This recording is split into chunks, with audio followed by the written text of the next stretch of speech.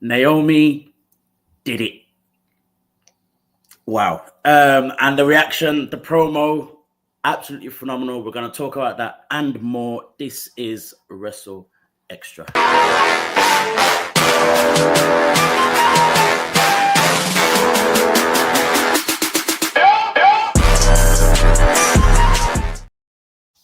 Oh, yo. This is a Wrestle Extra. I'm your boy, A Dazzle, the Black Wrestling Advocate, joined by my technical partner.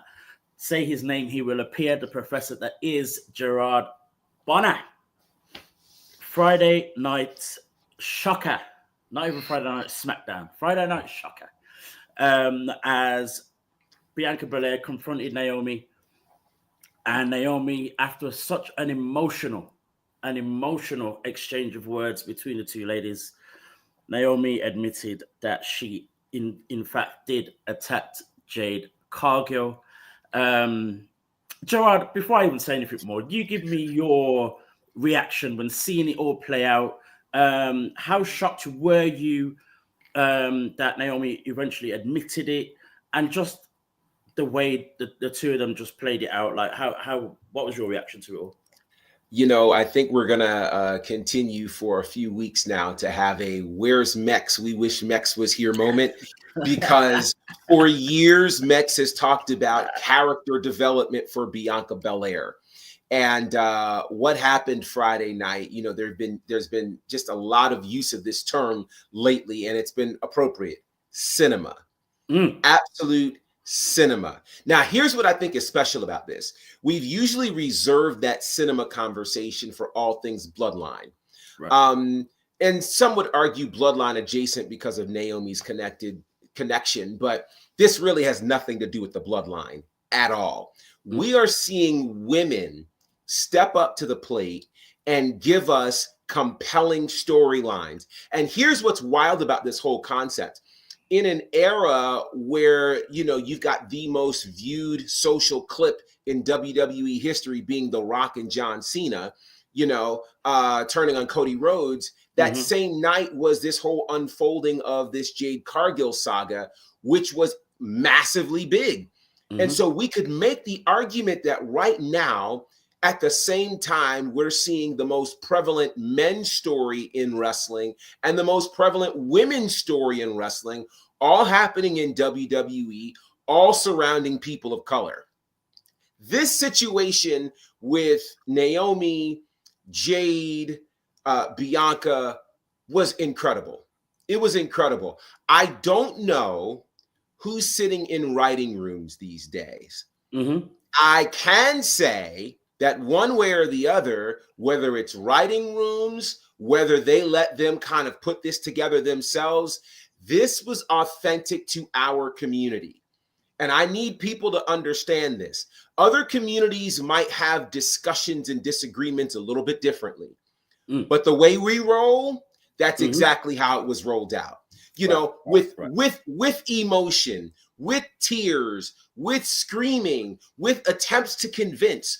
All of those things, and then it coming around to Naomi saying, hey, listen, every time I stood up for myself, all of you turned against me. We all know that feeling. And then to turn around and use that term on Bianca Belair. Let me be clear. In some communities, that can be deemed a term of endearment. But in these spaces, in this context, when it was said out of frustration and to say, you don't appreciate what I just did for you.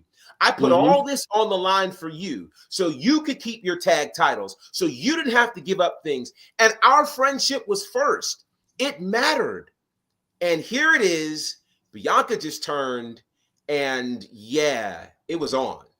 It was on. This was amazing. And for as many questions as were answered, there are still more questions out there, and I got a lot of them, and I'll get to some of them. But in terms of what happened Friday night, it was masterful. It was incredible. It was emotion-filled. And honestly, you kind of forgot you were watching wrestling. For real. Oh, for real. One of the things for me, you know, obviously a lot of people have commented afterwards from Bianca's reaction when Jade first attacked Naomi in Elimination Chamber match, or just before the match started, to their emotional exchange between Bianca and Naomi. A lot of people are calling for some kind of like recognition for Bianca's acting skills. Even saying that she should win a BAFTA with Naomi as Best Supporting Actress. Yeah, all of that kind of stuff, and it's phenomenal. And then to see her then on Raw last night have the exchange with Rhea and Io Sky. Io Sky was amazing in that. yes. And I'm sure we're clearly going to see, we kind of predicted it anyway, even after Io won the Women's Championship, that we're going to see a triple threat match. I think that's kind of like almost set in stone now, without it being made official just yet. But given all of that, and this is also a time where I would really wish Mex was here. I really wish he was. And we you mentioned about Bianca's character development. I'm going to be very honest here and say, for me, as much as Bianca's been great in this, I am still fearing that it's not for her. That all of this now is to build someone else or to make someone else come on top. And I think for me, that's also been Mex's issue when it comes to Bianca Belair. So she's in these great spots. She's in these great, has all these different opportunities and whatnot in the title picture, never outside of a title picture. But what will this character development do for her? Do you actually see it benefiting her? Or is it just, we get to see how good she's at acting, but that's about it?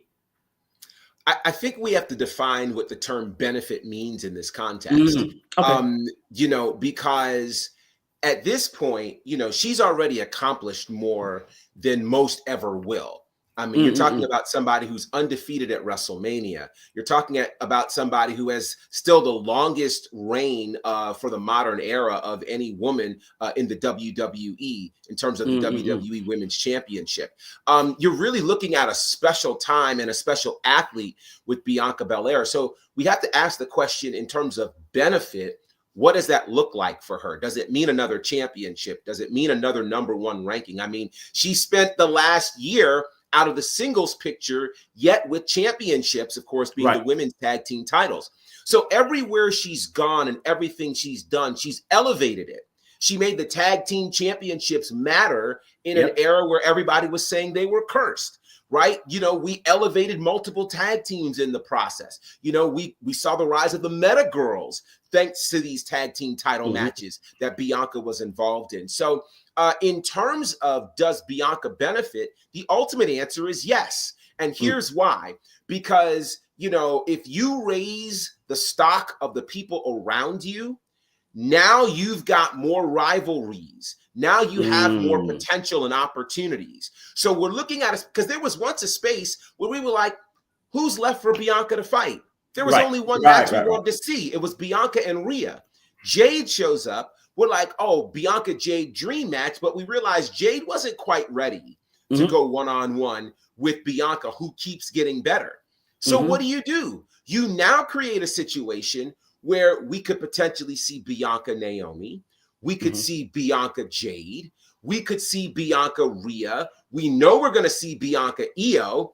And what Bianca did last night, as wild as it sounds, elevated Rhea and Io. Right. I mean, think about it. Io was in this space where she's the world champion and people are still overlooking her.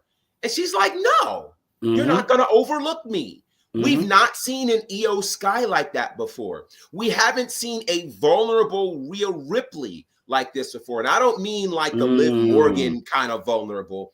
I mean a crisis of confidence in not knowing who she is and then talking about why were you out here? And then we're creating another scenario here, which is the scenario of who's really the heel here? Who's really the heel? I mean, let's think about some things. I talked about last week how in the Elimination Chamber, Bianca and Naomi wore white while Jade wore black. Well, last Friday, Bianca and Naomi wore black while Jade wore white. Now, some might say, this stuff doesn't mean anything. Everything means something. Yep. Nothing is happenstance in this world of WWE. So there's a part, and here's the other thing. We're seeing an edgier Bianca. Mm-hmm. We're seeing Bianca almost tap into NXT Bianca. Mm-hmm. And so in terms of where does it benefit and who does it benefit, think about this. If they were willing to pull the trigger on John Cena, and we figured they'd never pull the because it was too much money to pull the trigger on John Cena. Right. If they're willing to risk that, could they risk Bianca? Could we see Bianca go full heel after being irritated by all of these people? People lying to her, people talking behind her back. And I'm still trying to figure out, Jade Cargill, why did you not embrace Bianca? You walked right past her. You didn't hug her and say, that's my girl. Thank you for sticking up for me. You didn't high five her. You didn't do any of that. In our culture, that's if you stand up for somebody, you dap them up. You say something. You acknowledge the fact that you stood up for me. But she didn't do that. So to me, now I'm wondering at what point does Bianca finally figure out Naomi was right? Very true. Because my feeling is still that as much as we now know it was Naomi that did it, I still feel as though Jade has an issue. He's going to have an issue with Bianca. Whether that be we find out in some way that, Bianca decides that Naomi was right, or that Jade just feels like Bianca didn't do enough, didn't do much, didn't see it beforehand, allowed Naomi to pull the wool over her and stuff like that. You know what I mean? Like, I'm still expecting to see Jade cost Bianca in some way at WrestleMania. For sure. I totally expect that. But I also expect that maybe, just maybe, Naomi was the point person, but not the mastermind. You still think that's a possibility? Here's why. And I know a lot of people loved the theory last week and they thought I was crazy, but it made sense. Think about this. Naomi got attacked pretty much out of the blue at the Elimination Chamber. Didn't see it coming. Friday night, she saw it coming and still ran away. Why would she run away if all the things she said was true? I can't stand her. She's no good. She's after your shine, et cetera, et cetera. When she shows up, I'm going to hit her. If for no other reason, then you hit me from behind. You caught me. I'm getting my lick back. Naomi's not tried to get her lick back yet. And that's because I don't think Naomi was alone. She had help. She had help. And perhaps she's expecting her help to show up for her. Because Naomi can't keep getting the bad end of these beatdowns. Her and whoever else is behind this is going after Jade. I'm certain of a couple of things. I'm certain that Jade is a loner. Okay. Jade has gone back to her AEW language, calling herself that B. Jade doesn't intend to hang with anybody else. Jade wants all the spotlight to herself. So I don't see Jade all of a sudden going, Bianca, thank you so much for rocking with me like you were cool. No, I think we're really about to find out that this whole thing implodes. But I wouldn't be surprised if Bianca, if forced to choose a side, at some point says, Naomi, you were right. Right. I wouldn't be surprised to see the Meta Girls involved either. Just throwing that out there. Ooh. Yeah. I've always wanted it to be them in some way. Even if it was them that attacked Jade, in the first place. But them being involved in some way, I think would make sense on either side. Even if they came to they became friends with Jade, or even if it was them that helped Naomi or whatever it is, I feel as though, I don't know why, but I just feel as though they need to be involved in this in some way, shape, or form. Yeah, it was interesting, but I definitely see, and even from the promo that the promo video that Jade put out, in the things that she was saying as well, it was very much right. I'm on my own now. Regardless of, whether I'd like or dislike Bianca, whether Bianca's done me wrong or not, she knows she's now on her own and has to do everything for herself. So that's going to be interesting. Well, I think the interesting part for me is this amount of focus on Bianca at the moment. Two completely different storylines that are not connected. I'm just intrigued to see how they connect, because as you said, there is nothing in the WWE right now that is just coincidence or whatever else. Everything is working towards something. Yeah. But it's interesting to see. I can't think of many incidents apart from when it's involving the bloodline where someone's involved in two separate storylines at the same time. Right. I think the last time we saw that, or the times that we have seen that, again, bloodline stuff, and if not, probably everything with like CM Punk, Drew McIntyre, and Seth Rollins. Yeah. These are massive stories that we all remember from the last 3 or 4 years that we continuously talk about. Obviously, we still saw, CM Punk and Seth Rollins in the cage match just yesterday. So to see Bianca in this spot, it's not Rhea, it's not Charlotte Flair. Right. Becky Lynch isn't around right now. Right. It's Bianca Belair. Mm-hmm. So it's intriguing just to see how this one plays out. Yeah. When we get to Mania and even after. It's interesting. It's interesting and it's exciting. For sure. It's very exciting. Definitely exciting. We made a lot of conversation historically about, where Black women and Black men fit into the overall wrestling picture. Well, we're at a space now where we're not scratching and clawing to find them. They are very, very present on our television screens. And here's what I like the most, that again, they are involved in things that aren't just focused on their color or their ethnicity. It's a story we all can understand. Very true. We've all been around that friend who somebody was jealous of, and you had multiple friends who didn't like each other, and we've all been there. So this is something that we all, male, female, Black, white, can understand and can appreciate and can figure out where we see ourselves at. For sure. We mentioned the connection of Naomi to the bloodline. Of course, she's married to Jimmy Uso, the son of Rikishi, who, she definitely paid some kind of homage or whatever it is in some way, in the way that she admitted to attacking Jade and why she did it. Obviously we know that the famous line that Rikishi did, I did it for The Rock. Yes. I don't know, and then Naomi's then said to Bianca, I did it for you, Bianca. It was very interesting. Even Rikishi, reacted to all of that as well, and online and stuff like that as well. Where do we see this going for Naomi? Because one of the things that I've seen is the fear of her kind of being, just there to take the loss to Jade whenever they have their match and stuff like that. We've questioned, a number of times on this show, what she came back for, what came back to WWE for.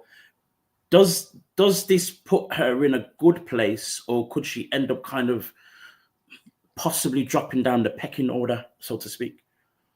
To a degree, this actually reminds me of the New Day change that happened a few months back.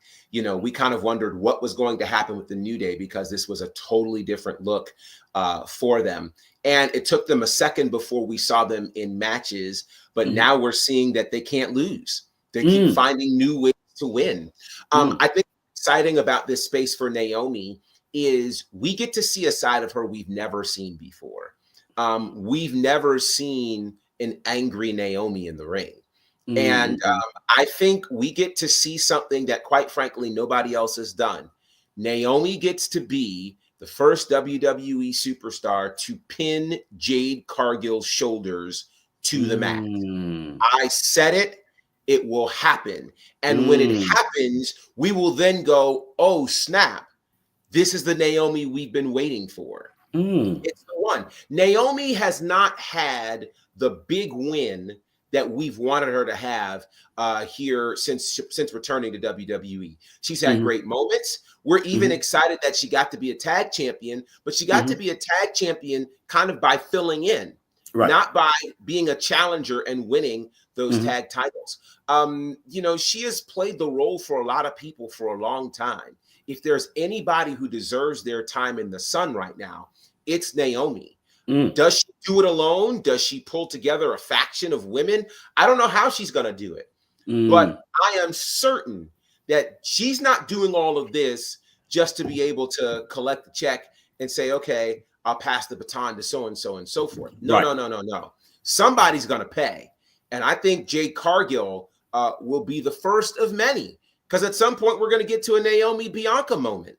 You know, and we got to see what's going to happen in that moment. But I think there's a great trajectory for Naomi, which can ultimately lead to a championship. You know, you don't make these. I mean, think about this. Think about when Liv Morgan made her turn. It took a while, but it led to something, and it led to something of a championship nature. You don't make these kinds of turns without a championship in your future. So look out for it. I don't know how long it'll take. It'll probably be before the end of the year. But look for Naomi to get that big win over Jade Cargill, which could happen as soon as WrestleMania. And then from there, look for Naomi to be in the hunt for somebody's championship. Who knows? Maybe she finally wins Money in the Bank and gets to cash in on somebody, which honestly is a very heelish thing to do. And I think it makes sense. It makes a lot of sense that she catches somebody off guard. Who knows? Maybe it's even Bianca as a women's world champion at some point. The irony of that, the way this extends past WrestleMania, because this will extend past WrestleMania. And Naomi's going to do it. Yeah. So she's going to win this. Yeah, I can see that happening for sure. You know, as you're talking, and I know I mentioned, and I'm expecting Jade to be the one to cost Bianca, but the possibility of Naomi being Naomi is very much possible. Yeah. Is very much possible as well. So we may even see, you know, she could ruin the records or the unbeaten records of Naomi and of Bianca, and Jade. Yeah. You know, Bianca's got an undefeated streak at Mania. Jade yet to be pinned. So Naomi could be the one to do both. Yeah, she could be. That would make a massive difference. Speaking of Bianca as well, and we're seeing kind of this character development and a change in the Street Profits. Something that I want to talk about really quickly. They have their tag team opportunity. I think it's on Friday. Yes. How do you see that going? How have you seen their, you know, the way that they've appeared and their promos, the way of, you know, their actions over the last 4 or 5 weeks? It feels like that heel turn that we were looking for about 2 years ago, is finally starting to happen. You know, now the real question here, one could ask the question: who's going to win a championship first, Naomi or the Street Profits? Right? You know, here's the crazy part. I feel like the Street Profits kind of have to win this match. Yes. And here's the have to, because we're at a point now where they've had so many title opportunities that, you know, I mean, somebody has interfered, you know, all kinds of things have happened. If they don't win these tag titles, I mean, here's the unfortunate part. We feel like they have to win, but nobody's moved by the fact that the Street Profits have a tag team title match this Friday. Right. That's the problem in all of this. You know, we're paying more attention to, and granted, I love that there are 5 teams right now on SmackDown who are in serious contention for the tag team titles. I love that, because that means that the tag team division is strong, it's vibrant, it's exciting. The most dangerous team in there should be the Street Profits. They've cost people tag titles. They've shown up and attacked people. If all of that doesn't translate into a tag team title win this Friday, I don't know what we're doing. I really don't. I mean, they don't necessarily have to have BFAB to do that. They are aggressive enough on their own. They got to win this. They got to win it. And I think with the hot potato that's been going on with the tag title over the last few months, I think they're due. Yeah. It's interesting because also as well, obviously they're going against DIY. DIY clearly heels right now. Yeah. Do the Street Profits walk into this match as heels though, or are they just, or are their attacks justified? You could make an argument about their attacks being justified just because it was DIY that cheated them out of the tag team titles. And they never had a chance to get their lick back. They picked the Royal Rumble to kind of come in and go off on everybody, which is great. They're going to need something because they're still kind of tweeners right now. Like people still love the Street Profits. I think they need a change in their music. They need a change in their entrance. They can't come out with the cups. They can't dance. None of that. That has to, much like the New Day. The New Day went on and did a wholesale change. We're not doing video games. No more unicorns. You know, we're changing. We're having darker music. Kofi went full on, shaved his mustache. Like you gotta fully commit. And I think for the Street Profits, they have to fully commit. They have to decide we are going all the way on this. Bobby Lashley's not with us. We don't need BFAB. We've got enough star power right now. We can come in and do this. And I think on any given day, the Street Profits should be able to beat DIY. They gotta figure this out. They gotta they need this win badly. What happens if they don't win? If they don't win, I don't know how they make us care. I mean, like, how you can keep beating up people, but in the tag team world, there's only one goal: to be the tag team champions, right? Like it's, you know, at least with some of the other things that are going on, there are other stories that we're paying. There's not another story here. All this story has been centered around is the tag team championships. Right. So they have to win it. I mean, they just do. If they don't, because here's the sad part. We're in the point where we kind of don't care now because we don't expect to win. Like, we know they should. So we've had all the conversations about, you know, Dawkins needing to step up. He's done that. Montez Ford needing to find his edge. He's done that. They've done, their promos need to be better. They've done that. They've done all the things we've asked them to do, except the one thing we've really wanted them to do. So they have to win to make us care.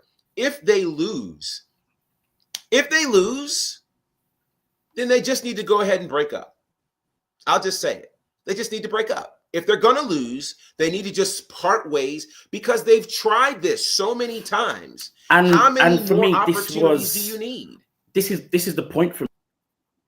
Yeah. And I was going to say, like, for me, if it's not this tag team win, you know, we already know who that the Yes Boys, Pretty Deadly, are already #1 contenders for the tag team championships. Right. Los Garza are doing their thing. They're still around. You mentioned that there are 4 or 5 teams that could legit be tag team champions in this division right now.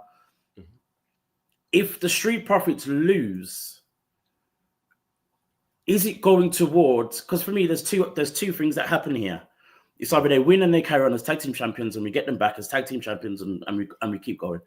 If they lose, is this whole thing preparation for them to be to split up? Because if they lose, there's more than enough tag teams to where if we lose out on the tag team of the Street Profits, the tag team division doesn't lose out in that respect in terms of numbers, the level of competition, all the rest of it. But then we're also seeing the rise of both guys. Both of them have improved in different ways. Could we be pushing for a Montez to do his thing and maybe Angelo Dawkins to do his thing or whatever? Like, is that possible? I think in this era, anything is possible. I mean, think about it. We are living in moments that we never expected. We never thought John Cena would finally make this turn heel. We're living in a world where Naomi is turning heel, right? So I think everything's on the table. Rhea Ripley losing the world title to Io Sky on Raw, right? Like we're seeing the New Day are heels. We're in an era where several of the people that we knew and loved that we never thought would turn are turning. I think WWE is saying everything's on the table right now. We can try everything, and we've got more eyes than we've had before. Right. Let's go for it.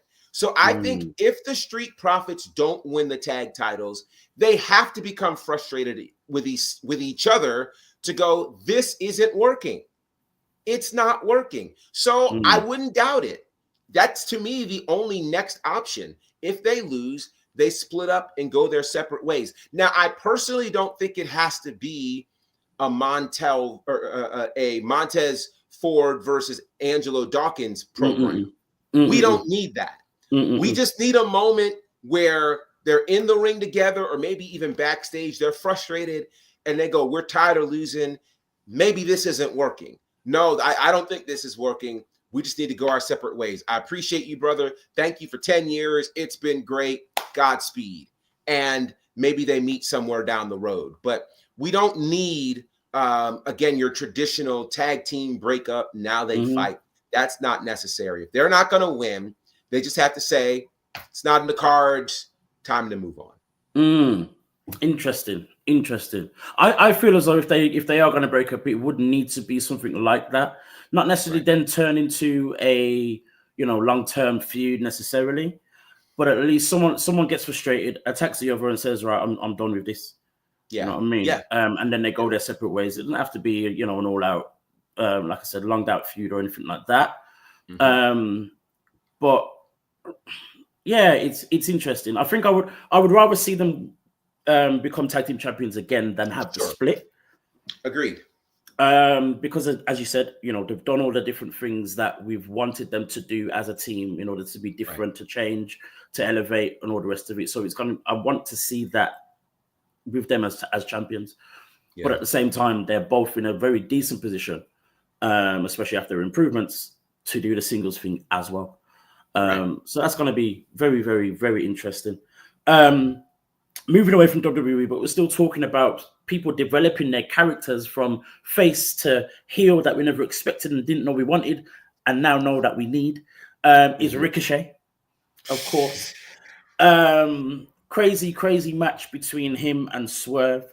But of course, it's Swerve that comes out on top as the number one contender to the AEW World Championship.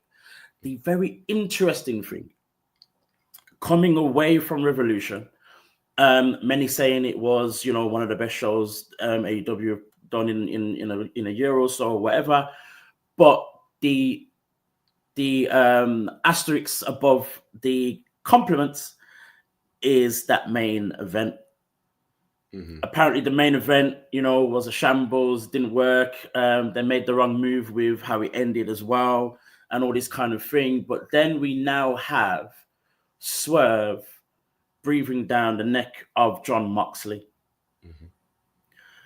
In a way, it's beautiful, it's brilliant that he's back in that space. But with everything that's happened around the World Championship, with people kind of like a little bit disgruntled in terms and confused by Moxley's whole character change and what he's about and blah, blah, blah. Is it necessary or time for Moxley to lose that championship and lose it to Swerve? The AEW World Championship picture is murky. And one of the reasons why it's murky is, for one, we haven't seen the championship belt in months. One of the things that makes you special as a champion is us visually seeing the championship around your waist, over your shoulder. It is the symbol that you are the person that we're tuned in to see. Moxley hasn't done that. And I don't know if somebody lost the championship at the airport. I don't know what happened. Trying to convince me that big belt fits into that small little briefcase, that's really kind of stretching my imagination right now. Add to that, that story of Mox and the Death Riders and Adam Copeland and things just isn't hitting the way it should. And so is Swerve the one to kind of rescue us from that? I don't know. I mean, I think I've been so entertained by Swerve in these other moments in terms of Hangman again, in terms of Ricochet. I don't know if Swerve's the guy.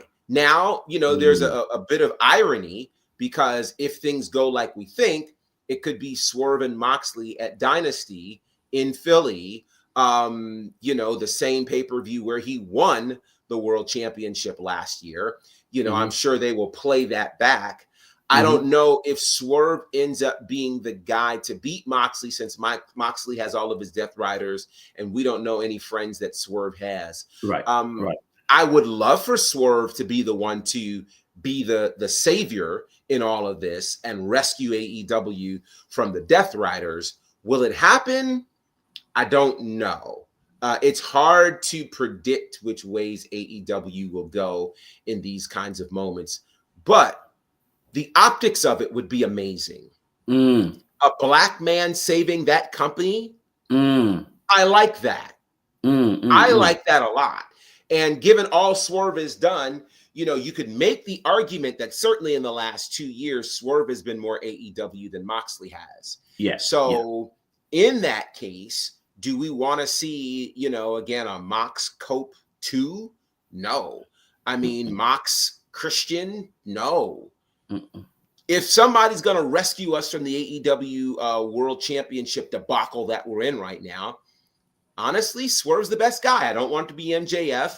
Kenny Omega is locked up in this stuff with Takeshita and eventually Okada. Everybody seems to be paying attention to everything else but the AEW World Championship. So maybe Swerve should be the guy. I'm for it. I feel as though it's not going to happen and to do with someone interfering. Whether that be the recent feud of Ricochet comes in, does something or whatever, or we go back to Hangman. Because Hangman's still dead set on Swerve never being champion again. He just got a big win over MJF. He was in the picture for the World Championship a few months ago, and all of that. And I'm sure he doesn't feel as though he got, you know, you know, fair opportunity and all of that. Yeah. So for him to then cost Swerve in some way, massive possibility. And I feel as though he is probably the only other person, apart from Swerve, who I would put the World Championship on. Right. In terms of character development, in terms of story, in terms of people being consistently locked into someone, it's only those two guys. Add Ricochet, but I think it's too early for Ricochet to be world champion at this point. But just those three alone are the only people that everyone's been locked into consistently. I feel as though it makes more sense for it to be Hangman. But I don't want to see Swerve lose. I actually don't want to see him in this picture right now because, as you said, like the World Championship picture in general is a bit of a shambles. Yes. And I don't want Swerve to be kind of fed into that shambles. It's nice. It's, you know, it's nice that he's been put back in his position. And like he said, you know, on in the press conference, you know, it's the first time that two black men in AEW have fought for number one contendership for AEW World Championship. Beautiful, brilliant. Add that to achievements and things that are going to make us feel nice, feel good about being black wrestling fans. But this AEW World Championship picture, I just don't think it's right for him. It needs to be sorted out before we put Swerve back in there. But we are where we are. We are where we are. So yeah, it's going to be very intriguing and interesting. The other thing that was interesting about that match was, and what we've seen kind of, you know, happening over the last few months, is Swerve and Nana's relationship. It's starting to show a few cracks. We've seen it a few times and whatnot. Do you see that imploding in any way or anytime soon? Or is that just a little bit of an added edge to keep us kind of intrigued? You know, you talked about the potential for things that could happen that could cost Swerve the world title whenever that battle happens. It could be the Death Riders, it Mm-hmm. could be Hangman, Mm-hmm. or it could be Prince Nana. Interesting. I think Prince Nana. I've been wondering how long this Nana Swerve thing was going to go on. I actually thought we were going to see it end when MVP showed up last year and started kind Mm-hmm. of questioning some things. Right. And of course, Swerve was like, "This is my family. I'm never going to turn on him," et cetera, et cetera. Mm-hmm. And that's probably right. Swerve Mm-hmm. won't turn on him. But I think Nana, you know, the whole robe situation, you know, the whole fact that Swerve has been distracted from the world title. Um, Nana, I think, liked his life when Swerve was the world champion. Of I course. mean, think about it. You know, all he's done is dance and did some things behind the scenes, and he gets to be connected to the world champion. Once you get that kind of connection, you're not trying to get rid of that anytime soon. Mm-mm. And so watching Swerve in this endless battle with Ricochet and Hangman, I think he feels like if Swerve doesn't get the job done when this title match happens, I think he feels like his meal ticket could be over. I do think that that Mm. time is limited. It's not going to be much longer. And I don't know if this ends up turning Swerve a bit darker because Mm. again, he'll have nobody at this point. He Mm-hmm. went from having the Mogul Embassy and all these guys behind him Mm-hmm. to just him and Nana to possibly just him. He's a man with Mm. no country, and that could prove to be desperate things for Swerve. Very, very true. Because at the end of the day, as a manager, as an agent, as the person who makes the deals, you make your money by making deals. If there's no big money deals, there's no money. There it is. There it So is. it's a possibility that it's Nana that turns on Swerve, and definitely not necessarily the other way around, where we probably would expect that to happen. Right. So that's going to be interesting. Imagine if he then sides with Ricochet. Anyway, Yeah. whew, not Yeah. impossible. Not impossible. Not This is the world of impossible at wrestling. all. This is the Mm-mm. world of wrestling. Not That's impossible right. whatsoever. Mm-hmm. NXT. Last week Mm-hmm. we saw an amazing match between Jada Parker and Kalani Jordan. An Mm-hmm. absolutely phenomenal match. There were no titles involved. Mm-hmm. It wasn't necessarily for any number one contendership. Mm-hmm. It was in the middle of the show. Mm-hmm. I don't think anyone that sat down last week knew this match was happening, thought to themselves, this is going to be as good as it ended up being. Correct. In your mind, when watching the match and afterwards, how have you felt in terms of both ladies, the match itself, and what it does for not even just Jada Parker who won, but for both of them? Yeah. I feel like these days, and in general, we don't tend to recognize when history is right in front of us. As history is happening, as great things are being birthed, most of us don't realize it. It's usually a few years down the road when we go, wow, this is a thing. This is the beauty of what NXT is doing right now, is we're getting to see new stars birthed and new rivalries birthed. And what I think we're seeing with Kalani Jordan and Jada Parker is the start of a new rivalry. These women can go for years. They can honestly go for years. You're dealing with two women who have started about the same time, both representing the NIL program, both have really stamped their own lane in NXT for multiple reasons. I mean, Kehlani at one point was the bright-tailed, the bright-eyed, bushy-tailed, just excited to be here gymnast who became the inaugural Women's North American champion. Then you have Jada Parker, who's gone viral, who has just had attitude and charisma, and the two of them together has been chaos. It's been great. Jada has brought out this new edge on Kehlani, and as edgy as Kehlani is trying to be, she can't hang with Jada like that. Mm-mm. So you've got a battle of two women who I think will be rivals for years to come. And we got to see kind of one of the first chapters and first iterations of that last Tuesday, and it was a banger. And that's why the future of pro wrestling is so great, because while we're seeing right now on one level, you know, the Jades and Naomis and Biancas, we also have kind of on deck what's happening with Jada Parker and Kaylani Jordan. Like, this is exciting because it means the future of pro wrestling looks bright. The future of women's wrestling looks bright. The future of Black wrestling looks bright, because these are the rivalries that are happening because they're great athletes and because they're great wrestlers, not solely because they're Black women. That excites me. So what we've seen is something special. Run that back. Right. And that's exactly how I felt when watching the match, you know, in terms of, I'm just seeing the future. I'm just seeing this rivalry that's going to last for years, in the same way that we've seen the Triple H and Shawn Michaels. We've seen, you know, Bailey and Sasha.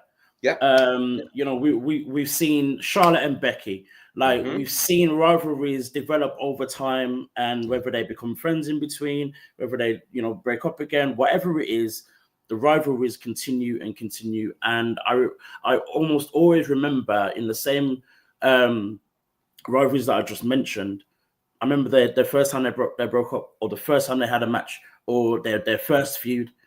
Yeah. And to know that, you know, with some of them 10, 15, 20 years later, we're still talking about those feuds. I feel as though this is the start of one of those.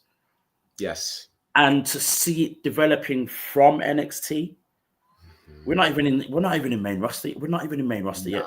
Again, we're not even talking about a championship on the line. We're not even talking about a number one contendership spot. Like, it's literally just these two ladies who, as you said, started at the same time, represent similar things, have developed in very different ways, but at the same time as well. And I think it's brilliant that I'm still excited to see this new edge from Kaylani, but at the same time has still not been good enough to beat Jada. Like, it's the weirdest space to be, where you see someone develop and you're excited for it, but you're still like, yeah, but you can't. But that's Jada Parker. Right. It's still encouragement at the same time. It's like, who do you think you are? You know what I mean? It's crazy. But for me, the only negative, and it's more on the grand scale, for me, is Jada looks set to, you know, take a shot at someone's championship, whether it be the Women's North American or Julia's NXT Women's Championship. But of course, we're seeing these two ladies, Julia and Stephanie Vaquer, go at it for winner takes all. We haven't talked about it on this show. We wouldn't necessarily get to this point, but at the same time, we're here now. I need to talk about it because I'm like, what are we doing right now? Like, what is the point of this? I don't get it. Yeah, you know, I've said this before. This card tonight for Roadblock feels like Stand and Deliver, because it's so massive. How in the world we get to a title for title match for a championship that's not even a year old, and for two champions that just won their titles this year, is mind-boggling to me.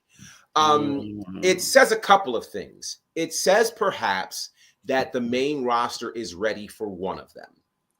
Okay. And so perhaps this is a situation where perhaps Julia ends up losing and moving up in that space. In terms of, I don't think it's going to be, because I know last week they mistakenly used the term unification, and it's not unification. They're being clear that it's title for title. So one of two things could happen. We could have a scenario where this is how you get the NXT championship onto Stephanie Vaquer. You send Julia over to the main roster, and then you kind of do a callback to the inaugural men's NXT North American title match, which was a 6-man ladder match. You give us another ladder match to determine the vacant championship at Stand and Deliver. We could go that route. Mm-hmm. There are options. I don't think Stephanie Vicor, and I'm already obviously predicting that she'll win tonight. I don't think that she's going to be defending both championships for months to come. I think that they will have a space where she will relinquish the North American Championship. They'll find a creative way to put that title onto somebody. Again, going to that ladder match at Stand and Deliver makes a lot of sense to me. If they want to do it that soon, and maybe that's where Jada Parker leaves Stand and Deliver as the North American Women's Champion, or the Women's North American Champion. I think that's a possibility, because I don't think we're going to have a scenario where they're going to put Jada Parker in the ring against Stephanie Vicor for a championship with the expectation of her winning. What's wild about all this, though, is that there are now clear levels to the women's division in NXT. You know, and it's clear that, you know, when you have Stephanie and Julia and Jordan and Roxanne, you know, you kind of have a level around that championship. And then there's now a new level that you have to create for that mid-card space. So perhaps this is their way of trying to kind of hit the reset button on all of this and provide some parity. That's my thought. For me, I kind of feel it as though it diminishes the level that has been set in the women's division in NXT, in terms of the fact that there are different levels, and it's clear that there are different levels, and it's not in any way is a bad thing. I think the clear sign of the different levels is a show of the versatility and, you know, of course, you know, the magnitude of the women's division in NXT. This is why this match for me, on top of it being, you know, as you said, you know, a championship that's not even a year old, champions who haven't even held the championship for like, you know, 2-3 months, and stuff like it kind of in a space where it kind of came out of nowhere. It's not like they were rivals beforehand; they were best friends beforehand. Like, it's all of that stuff that's confusing. But I think for me, the main part of it that irks me a little is just the fact that it kind of feels as though you're almost killing the fact that you have this this much stock in the women's division. As you know, as I said, you know, Jada Parker wins that match, and it kind of feels like, okay, but what does it do for her? Or the obvious thing would be for her to then challenge Stephanie for the Women's North American Championship. I feel as though, and as much as it probably would make this match make even less sense, I feel as though their best option is to have a match that ends in a no contest. Which is possible too. Yeah. Whether that be Jordan Grace getting involved, whether that be Fallon Henley, who still wants a rematch against Vicare, whether it's Jada Parker who wants to make a statement, whether it's someone else that comes out and does a similar thing, wants to make some kind of statement or whatever. I feel as though this match has to end in a no contest. I do not want to see any of those women holding both belts. It just wouldn't feel right. And it just wouldn't feel right.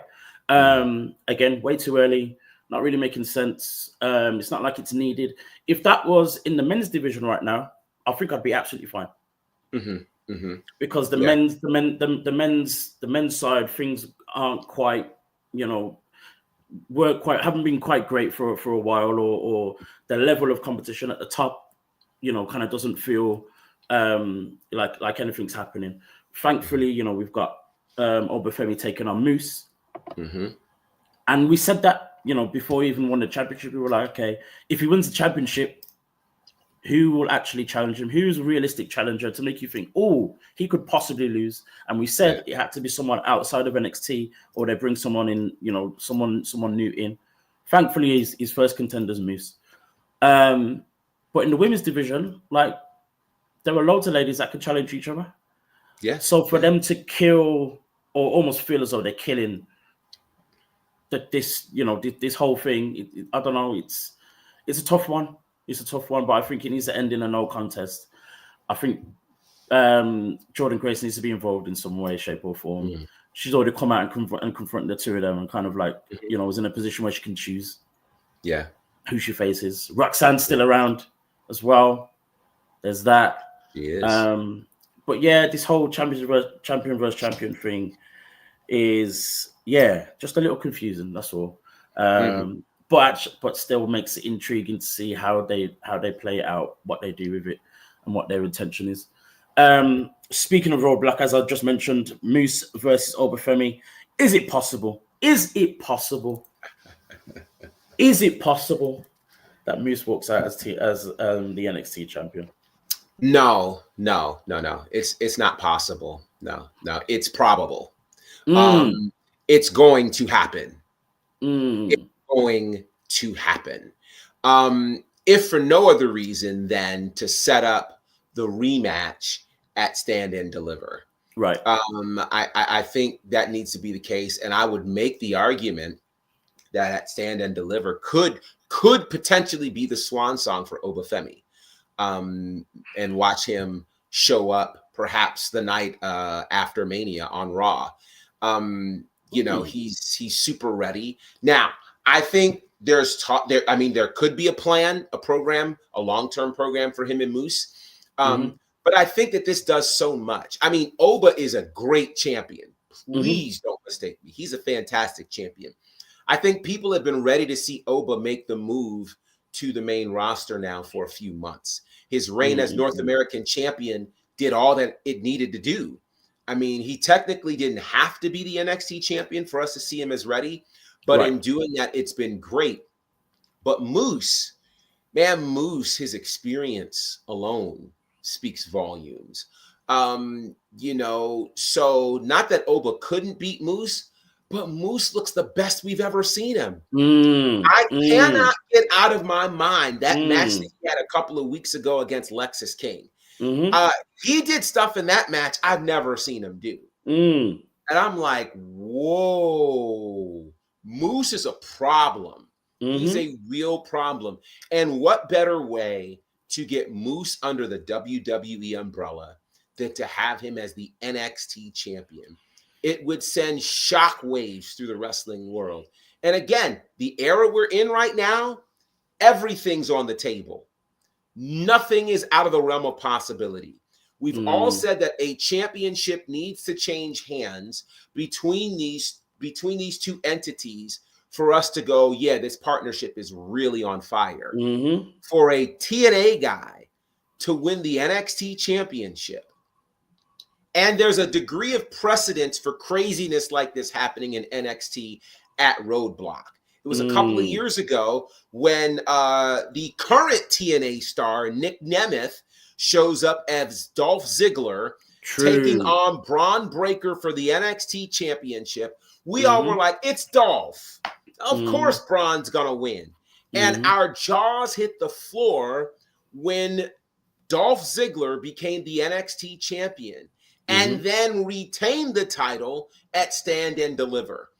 I don't think it's impossible at all. I think it's highly probable that tonight, when NXT goes off the air, the internet is on fire because Moose is the new is the new NXT champion, and he's Moose 2 belts. He's got the X Division championship as well. It's going to be a crazy time. Do you know how on fire TNA is going to be Thursday night for Moose to show up with the NXT championship?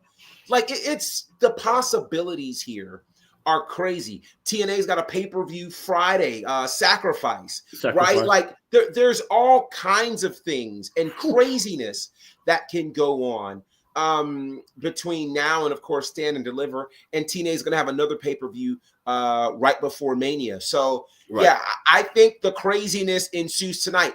The theater at Madison Square Garden, New York City, all of the conditions are right for pure mayhem.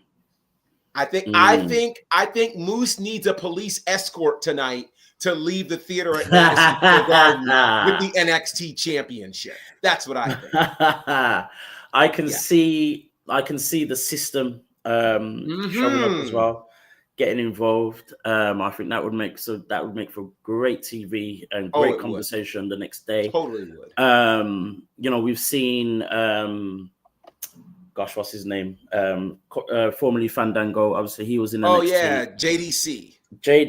He was in NXT. Obviously, challenged Lexus King for his championship as well. But to then see, the rest of the system turn up would be major. It'd be massive. My only fear, and while I'm here for the drama, here for the shock of Moose, and just to see Moose being elevated. I've always been a big fan of Moose. Just to see Moose elevated, I'm still fearful, or wanting, or would prefer that Obafemi holds onto his title a little bit longer. I feel like he needs to have a dominant run, a decent run, before moving to the main roster. If he went straight to the main roster without winning the NXT Championship, I would have been absolutely fine with that too. But now that he has it, it's like he now needs to show his dominance for a little bit longer.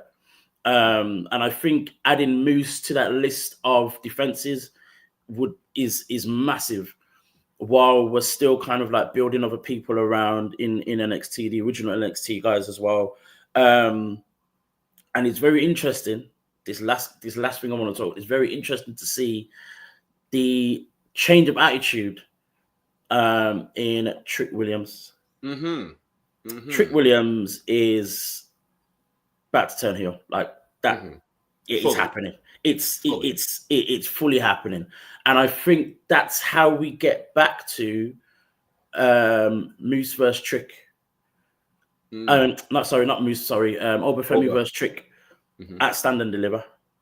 I wish it was Obafemi and Moose at Stand and Deliver, but because it's happening now, I don't see it happening twice in that short space of time. But I think it's going to be Trick Williams, and maybe and Trick loses and then goes to main roster.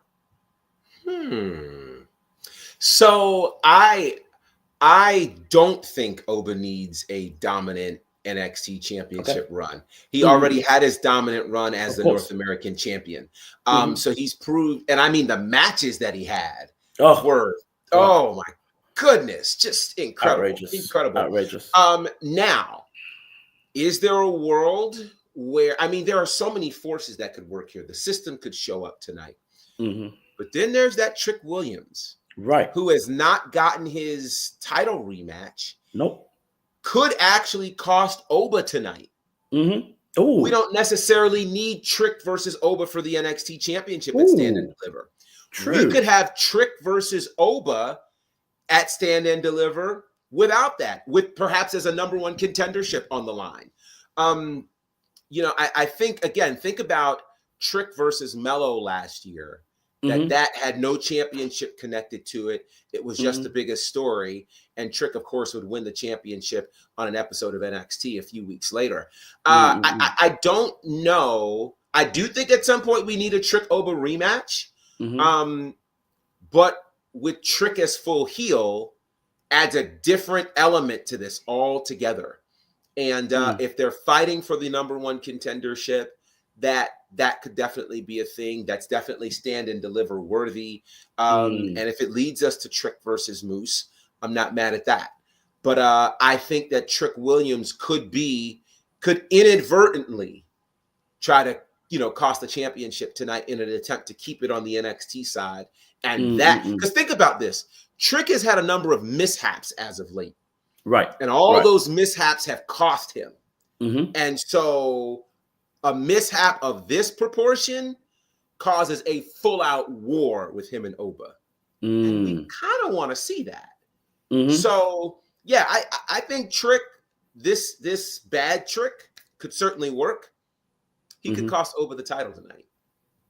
Interesting. And we've seen it so many times in NXT where someone's gone to do something to benefit themselves, but it's kind of gone the wrong way. There's been some kind of mishap or whatsoever. So, that's much possible. We've seen it many times. We've seen it with Trick.